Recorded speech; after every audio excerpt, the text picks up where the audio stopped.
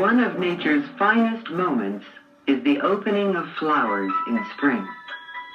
In nature, it may take hours for flowers to bloom. Time-lapse camera, we can watch flowers open in just a few seconds.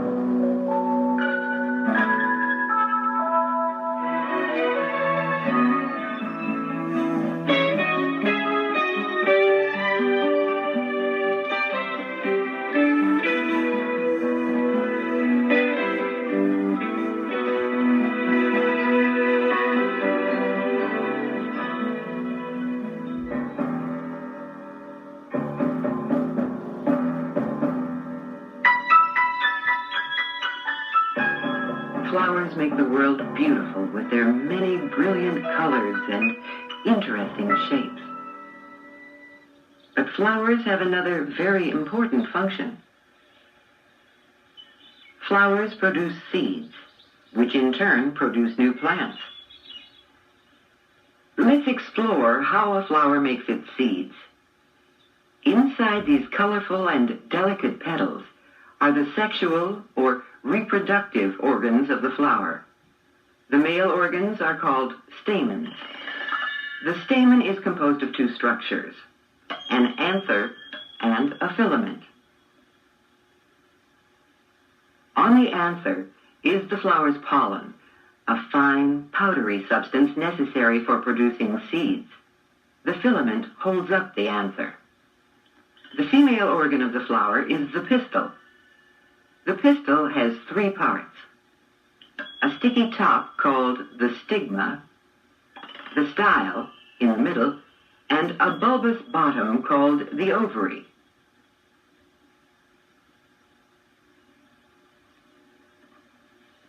By cutting the flower's ovary lengthwise, we can see the eggs.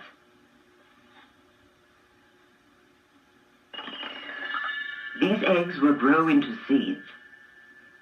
But before eggs can become seeds, fertilization must take place. Fertilization occurs when pollen grains move from the flower's anther to a stigma. This process is called pollination. First, the pollen grains are caught on the sticky stigma.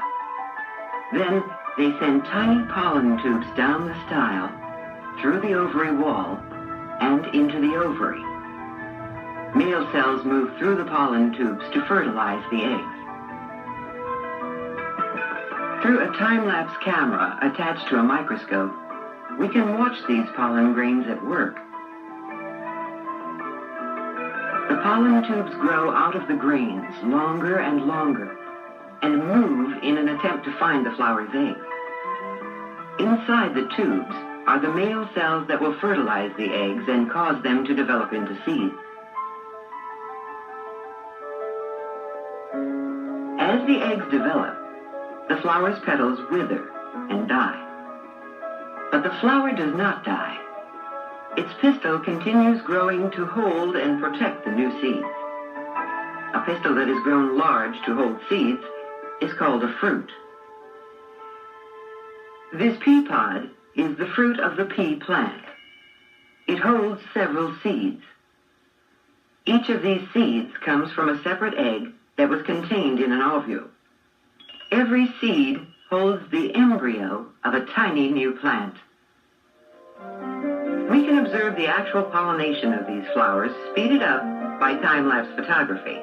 Here, the anthers on top of the filaments split and twist. Some of the pollen is caught by the sticky substance on the stigma. When pollen moves from anthers to a stigma on the same plant, the process is known as self-pollination. Many flowers, like dandelions, normally produce their seeds by using pollen from other dandelion plants. This process is known as cross-pollination. The head of the dandelion is actually made up of many tiny flowers tightly packed together. Such flowers are known as composites. In the sunlight, the outer flowers on the dandelion head begin to open, and tiny pistils emerge from among the anthers. As they move past the anthers, the pistils collect pollen and lift it up to be carried away to other plants. Later, the stigmas at the tops of the pistils separate. Now their inner surfaces can receive pollen from another dandelion. Some of the stigmas may not receive pollen from another flower. The next morning, these stigmas begin to curl around. As they do so, they pick up the pollen collected on their own styles. For the dandelion, self-pollination is a last resort if cross-pollination does not take place. Once pollinated, the dandelion, with its 100 or more flowers, closes to develop new seeds.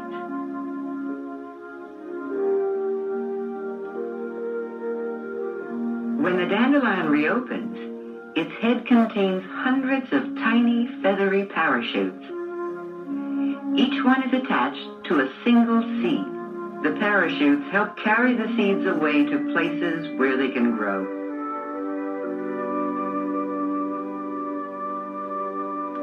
Other plants too may become self-pollinated when cross-pollination fails to take place. The corn plant has two separate kinds of flowers. The staminate flower, at the top, bears only the stamens with their anthers.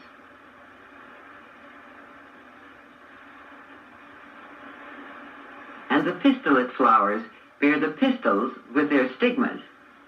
We commonly call these stigmas corn silks. Wind blows pollen from one corn plant's staminate flowers to the long, loose silks, or stigmas, of another corn plant.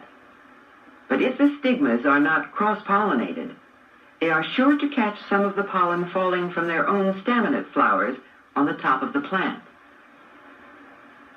When the ovules of the pistillate flowers have been fertilized, they become kernels of corn. Each corn silk is attached to the kernel it helped fertilize. A corn cob is actually made up of many separate kernels, the fruits of the corn plant. Some plants, like this red clover, cannot be self-pollinated. They depend on cross-pollination for survival. If a clover flower receives pollen from its own plant, nothing at all happens. In the orchid, a substance on the pistil poisons pollen received from the same plant in order to prevent self-pollination. Orchids, like many other flowers, combine their best qualities by cross-pollinating. The structures of flowers vary greatly. So do their methods of pollination. Wind blows the pollen of these field grasses from one plant to another.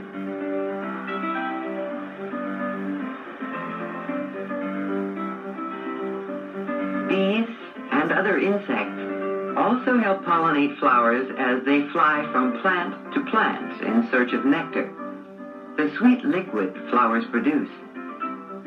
Flowers attract insects by their shapes, colors, and fragrances, and even by their movements. As the bee, attracted to this flower, tries to get to the nectar chamber, it collects pollen on its legs and back. The bee will leave the pollen on the stigma of the next flower it visits. People play a part in pollination too. Here, researchers are cutting off the staminate flowers of certain corn plants. By doing so, the researchers make sure that only the staminates of selected plants will fertilize the corn plants in this field. Sometimes plant breeders collect the pollen of selected plants by placing bags over the staminate flowers. To make sure the young pistillate flowers are not pollinated by the wrong plants, workers cover them before their silks have matured.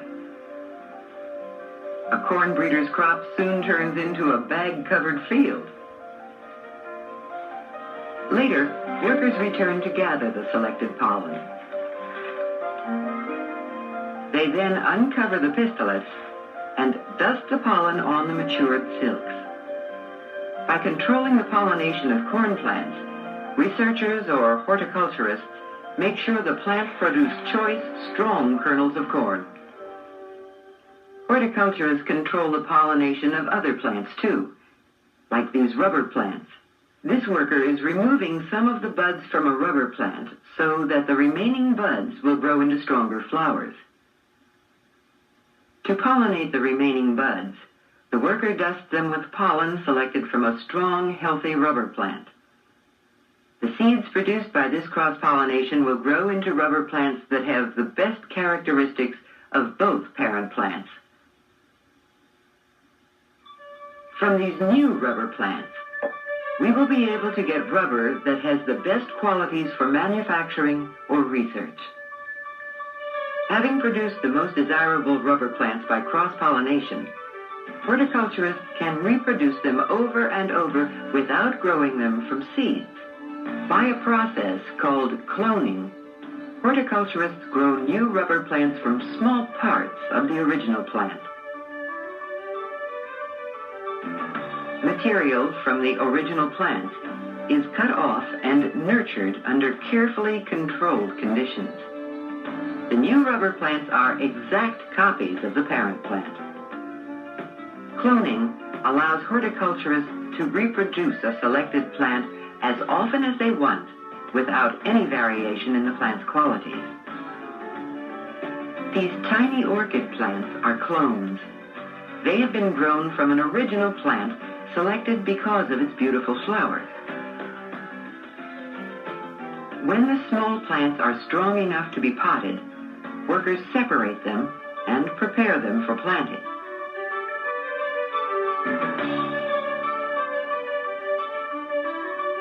Then they place them in pots of rich soil to grow large and to bear flowers.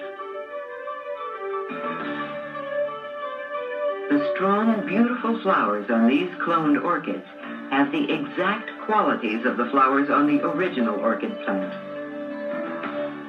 Another method of combining the best qualities of different plants is grafting. Orange tree seedlings, like these, are grown in nurseries. This species is a strong tree, but produces sour oranges. A slit is made in the bark of the rootstock seedling when it is about a year old. At the same time, the bud from another weaker species that produces sweet oranges is taken and set into the rootstock. This piece is called the budwood. The budwood and the rootstock are taped together.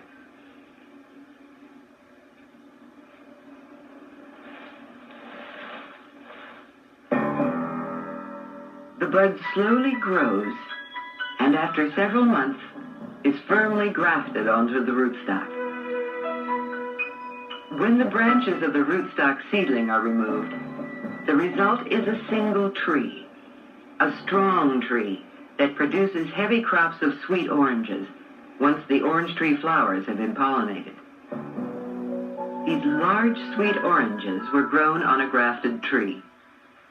By grafting, citrus farmers make sure that each season the flowers of orange trees produce an abundant stock of delicious oranges for us to eat. Whether they are wild in nature or carefully cultivated by people, flowers produce seeds and fruits that supply much of our food. And the part flowers play in reproducing plant life renews much of the world's beauty.